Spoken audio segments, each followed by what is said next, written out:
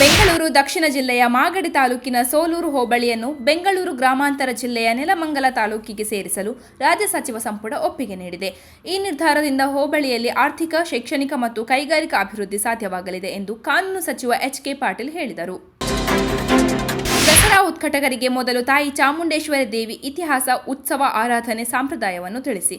ಅವರು ನಮ್ಮ ಸಂಪ್ರದಾಯ ಅರಿತು ತಮ್ಮ ಕಾರ್ಯ ಮಾಡಲಿ ಎಂದು ಕೇಂದ್ರ ಸಚಿವ ವಿ. ಸೋಮಣ್ಣ ಹೇಳಿದ್ದಾರೆ.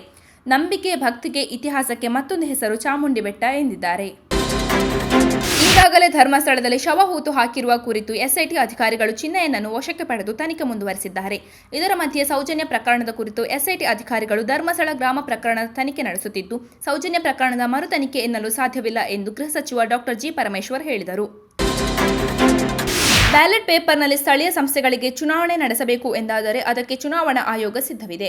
ಕಾನೂನು ತಿದ್ದುಪಡಿ ಜೊತೆಗೆ ಅಗತ್ಯ ಮಾನವ ಸಂಪನ್ಮೂಲ ಹಾಗೂ ಆರ್ಥಿಕ ನೆರವು ಒದಗಿಸುವುದು ಸರ್ಕಾರದ ಜವಾಬ್ದಾರಿ ಎಂದು ರಾಜ್ಯ ಚುನಾವಣಾ ಆಯುಕ್ತ ಜಿಎಸ್ ಸಂಗ್ರೇಶಿ ಪ್ರತಿಕ್ರಿಯಿಸಿದ್ದಾರೆ.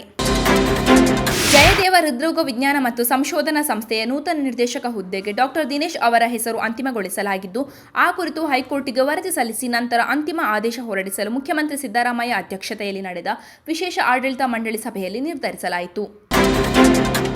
ರಾಜ್ಯದ ಎಲ್ಲ ಗ್ರಾಮೀಣ ಮತ್ತು ನಗರ ಸ್ಥಳೀಯ ಸಂಸ್ಥೆಗಳ ಚುನಾವಣೆಯನ್ನು ಮುಂದಿನ ದಿನಗಳಲ್ಲಿ ವಿದ್ಯುನ್ಮಾನ ಮತಯಂತ್ರಗಳ ಬದಲು ಹಿಂದೆ ಇದ್ದಂತೆ ಬ್ಯಾಲೆಟ್ ಪೇಪರ್ ಮೂಲಕ ನಡೆಸುವಂತೆ ರಾಜ್ಯ ಚುನಾವಣಾ ಆಯೋಗ ಶಿಫಾರಸು ಮಾಡಲು ಈ ಸಂಬಂಧ ಅಗತ್ಯ ಕಾನೂನು ತಿದ್ದುಪಡಿ ತರಲು ರಾಜ್ಯ ಸಚಿವ ಸಂಪುಟ ಸಭೆ ನಿರ್ಧರಿಸಿದೆ. ಕಾಂಗ್ರೆಸ್ ಸರ್ಕಾರಗಳು ಮಕ್ಕಳು ತಿನ್ನುವ ಚಾಕೊಲೇಟ್ಗಳ ಮೇಲೂ ತೆರಿಗೆ ವಿಧಿಸಿತ್ತು. ಮತ್ತಷ್ಟು ವರ್ಷ ಕಾಂಗ್ರೆಸ್ ಅಧಿಕಾರದಲ್ಲಿದ್ದರೆ ಜನರು ದುಡಿಯುವ 100 ರೂಪಾಯಿನಲ್ಲಿ 20 ರೂಪಾಯಿ ತೆರಿಗೆ ಕಟ್ಟಬೇಕಿತ್ತು ಎಂದು ಪ್ರಧಾನಿ ನರೇಂದ್ರ ಮೋದಿ ಅವರು ಕಾಂಗ್ರೆಸ್ ವಿರುದ್ಧ ವಾಗ್ದಾಳಿ ನಡೆಸಿದ್ದಾರೆ.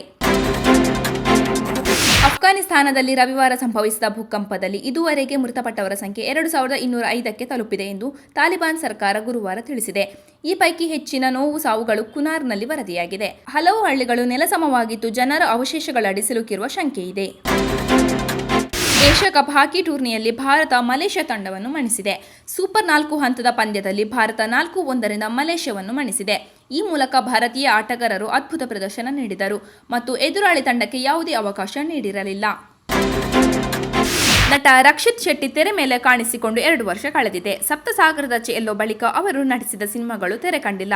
ಸದ್ಯ ಉಳಿದವರು ಕಂಡಂತೆ ಸಿನಿಮಾದ ಸರಣಿಯಾದ ರಿಚರ್ಡ್ ಆಂಟನಿ ಪ್ರೀ ಪ್ರೊಡಕ್ಷನ್ ಕೆಲಸದಲ್ಲಿ ತೊಡಗಿಸಿಕೊಂಡಿರುವ ರಕ್ಷಿತ್ ಒಳ್ಳೆಯ ಕೆಲಸ ಸಮಯ ಹಿಡಿಯುತ್ತದೆ ಎಂದಿದ್ದಾರೆ.